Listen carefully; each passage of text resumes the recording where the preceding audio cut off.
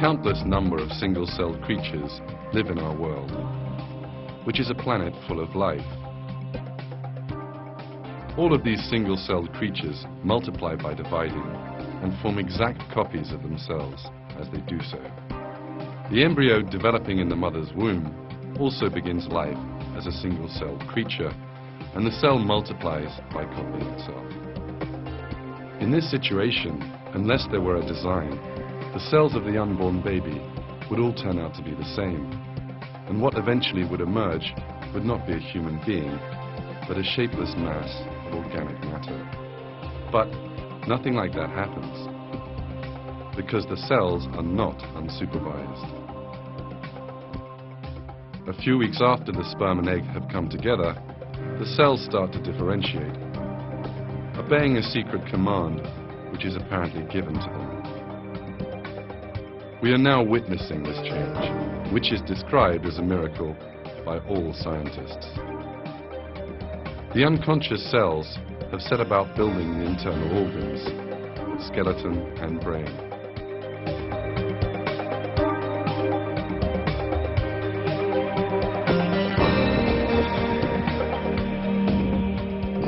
Brain cells have begun to form in these two small gaps. This view you are now seeing, taken under an electron microscope, is the first development of the brain. Brain cells will multiply rapidly here, and as a result of this growth, the baby will possess some 10 billion brain cells. We are now seeing the formation of the brain cells. Every minute, 100,000 new cells are added to this collection.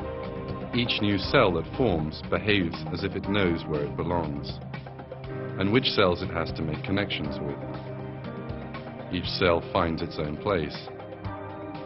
Out of an infinite number of possibilities, it joins only to the cell it needs to.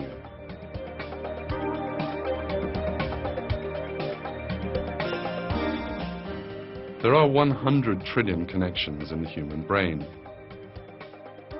In order for brain cells to be able to make these trillions of connections properly, they need to demonstrate an intelligence far superior to that possessed by humans. However, cells have no intelligence at all. And not just brain cells.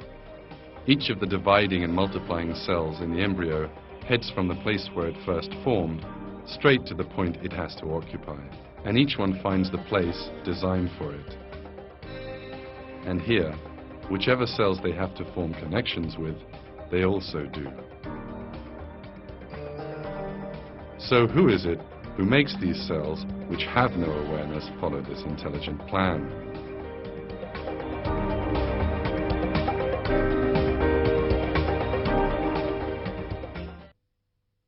Bir yere gelir, rahme gireceği yeri seçer ve oraya yapıştıktan sonra aynı olan bütün bu hücreler nasıl oluyor da birdenbire bir yerden bir emir almış gibi hepsi ayrı ayrı yerlere göç ederek ayrı ayrı organların oluşmasını sağlamaya çalışırlar. Bu açıkça gösteriyor ki bu aynı olan hücreler, ne yapacaklarını bilmeyen hücreler, bütün genetiği, DNA'ları aynı olan hücreler bir yerden bir emir alarak bazıları beyni, bazıları kalbi, bazıları ise diğer organları teşkil ederler.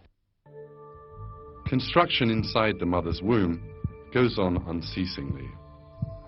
Some of the cells undergoing change suddenly begin to expand and contract. Following that, hundreds of thousands of these cells come together, and these make up the heart. This heart will continue to beat for a lifetime. In a short while, we'll see a real miracle. These cells, which stand independent of each other, are in fact vein cells. Then these cells suddenly start to join onto each other and form connections between themselves, and the cells form the veins. Let's see that magnificent sight again.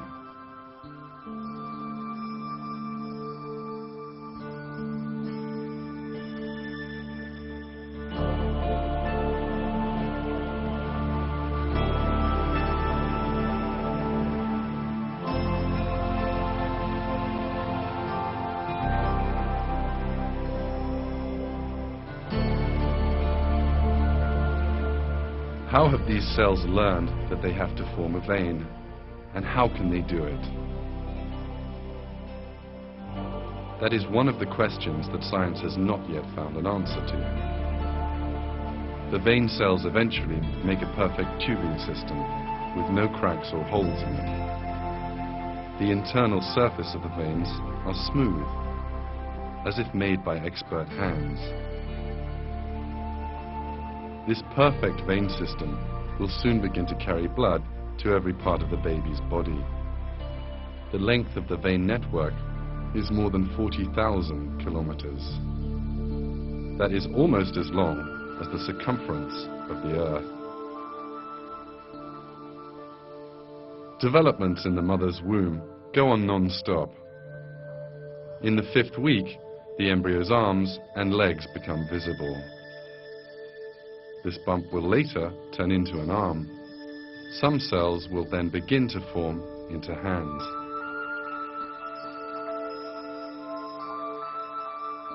But in a while, some of these cells will do a most surprising thing. Thousands of them will commit mass suicide.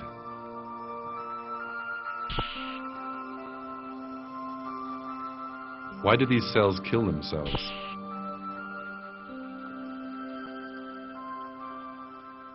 The dying cells perform a crucial function. The bodies of these cells, which die along a specified line, are necessary for the formation of fingers. The remaining cells begin to eat the dead ones, and empty spaces appear in these regions. These empty spaces are the gaps between the fingers. Why do these cells make such a sacrifice? How is it that a cell can kill itself so that the baby can have fingers in due course? How does the cell know that its death will serve such a purpose?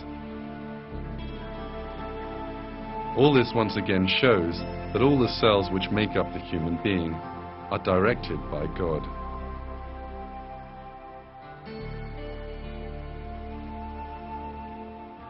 At this point, some cells have started to make legs.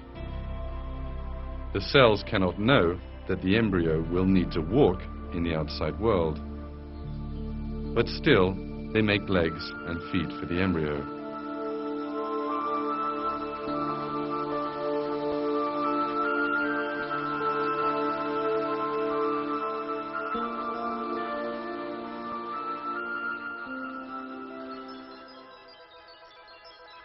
You are now looking at the face of a 4-week-old human being. At this stage, 2 holes develop, one on either side of the embryo's head. It's hard to believe, but the eyes will be constructed in these holes. Development of the eyes starts in the 6th week. The cells operate with an unbelievable plan for months, and one by one form the different regions of the eyes. Some cells build the cornea, some the pupil, and others the lens. Each cell stops when it reaches the limit of the region it has to build. And the eye, which consists of some 40 different components, is constructed flawlessly.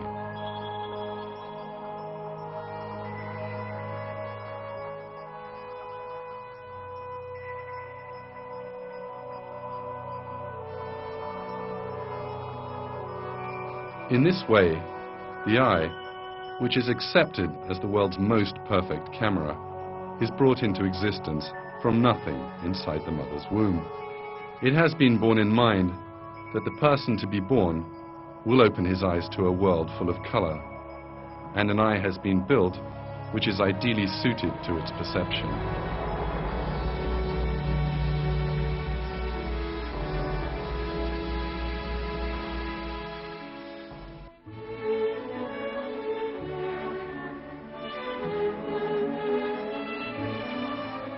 The sounds this as yet unborn person will hear and the music he will listen to have also been taken into consideration. The ears which will listen to that music are also constructed in the mother's womb. These cells make up the finest sound reception instrument in the world.